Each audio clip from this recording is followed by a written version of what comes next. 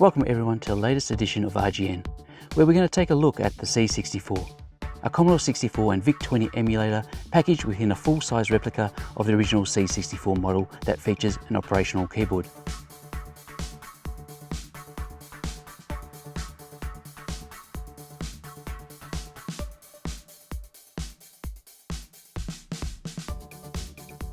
The C64 comes with some attractive packaging, and as we open it up, we see the main unit in all its glory.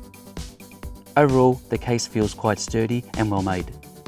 There are no rough edges to be seen. It certainly looks like a quality grade product. Looking down the right side, we have 3 USB ports and a power switch. Around the back, we have the additional USB port that is actually functional for you to attach a joystick or a USB stick, along with a HDMI output and the power port. Moving on to the working keyboard, the keys feel equivalent to the original hardware, even though the sound they make when pressed is somewhat hollow.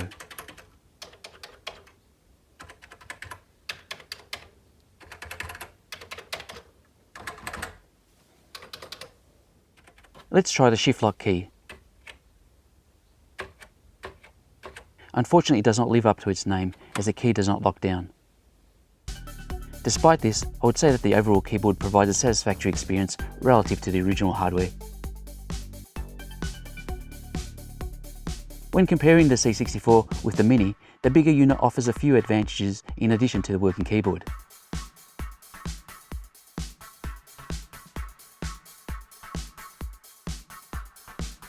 Comparing the C64 dimensions against the original model, I was quite surprised that the physical dimensions are almost exactly the same, as before I lined them up side by side, I was certain that the C64 looked bulkier. No doubt those with a more casual interest in tinkering with the Commodore 64 will look down on the C64, citing the missing ports and the inability to use physical cards and peripherals.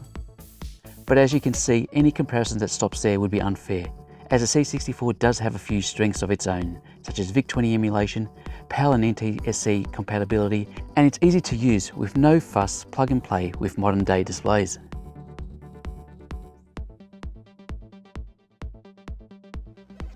When you first set up the C64, you'll be able to select as to whether you want to have the machine boot up in carousel mode, which gives you access to the pre-installed games on a carousel while still giving you access to external games from a USB drive.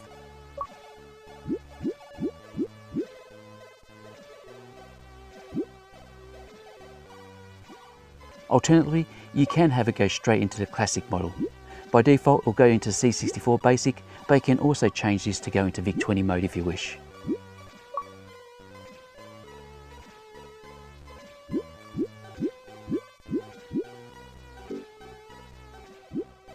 While in carousel mode, you can elect to go into basic model from here without changing the default settings.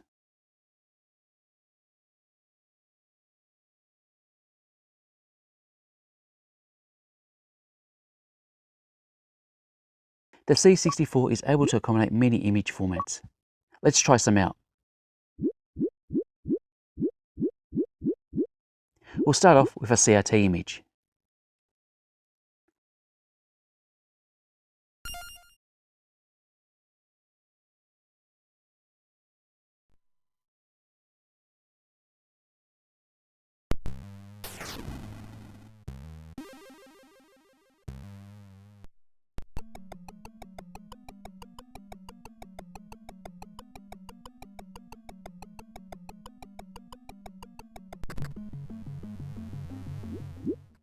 Now a D64 image.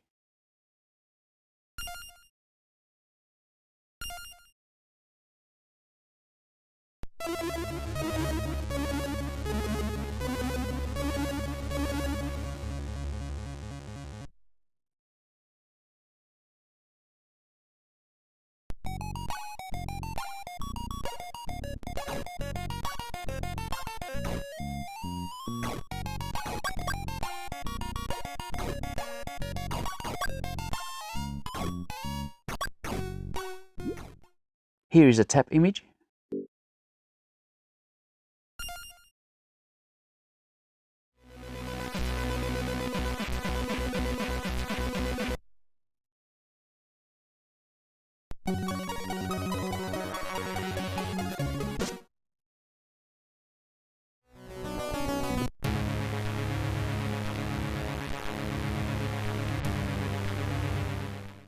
And the final format we'll try out is a PRG image.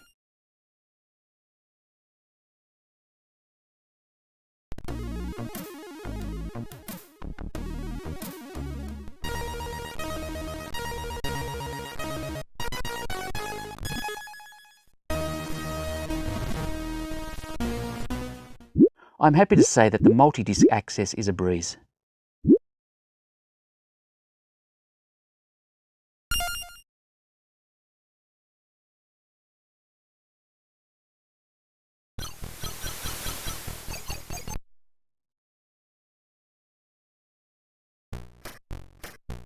When you are prompted by the game to insert a second disc, you simply hit the menu button, go into Media Access, and then select the second disc, and you're off.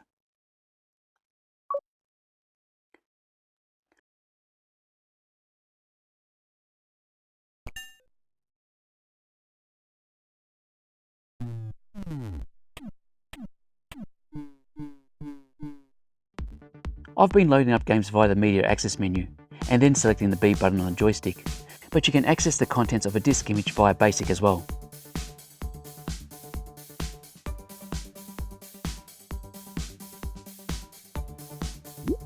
Switching emulation mode is also quite easy, and you can do this without changing the default settings.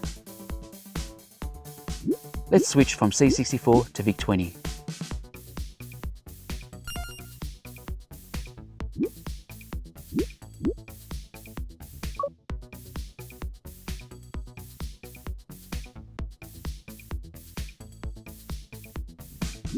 Now, loading VIC-20 games is not straightforward, as many of its games require more than the standard amount of memory that the computer comes with.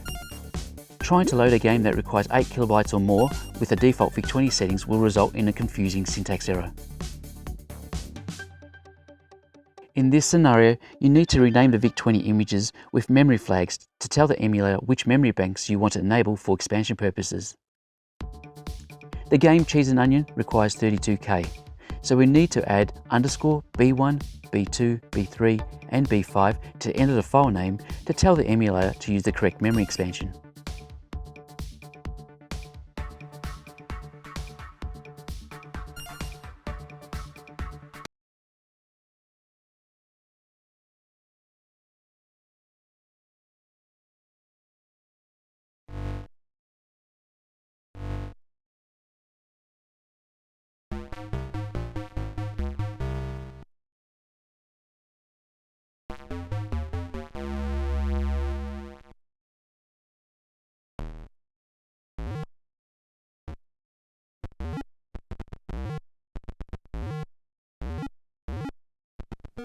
And what about that joystick?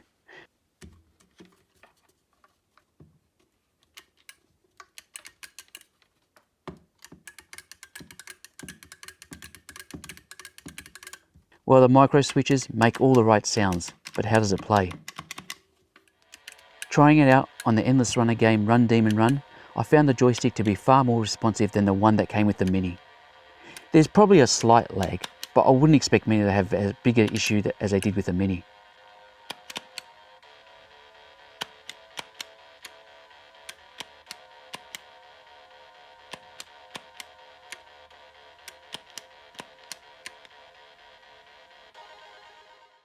And you can still use other USB controllers. Here is my wired Logitech.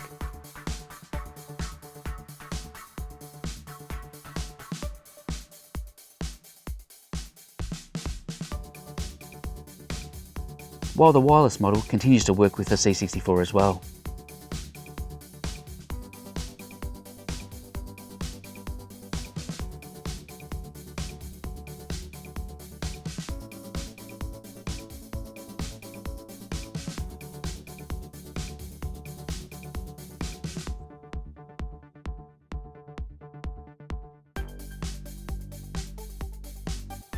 So there we have it.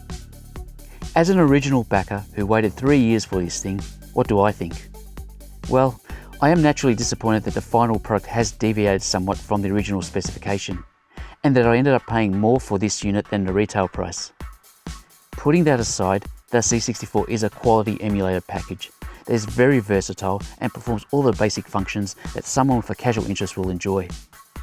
Good keyboard, Easy multi-disc access and seamless switching across the VIC-20 mode means that the unit can be easily recommended for casual gamers or for those unsure about the challenges that using real hardware brings. If you're a real hardware enthusiast, or if you have an Ultimate 64 setup, then it's a less attractive offering. But one thing is for sure, you cannot deny what is on offer here is quite good for an emulation package. If you enjoyed the C64 Mini, it's time to ditch it and upgrade to the C64.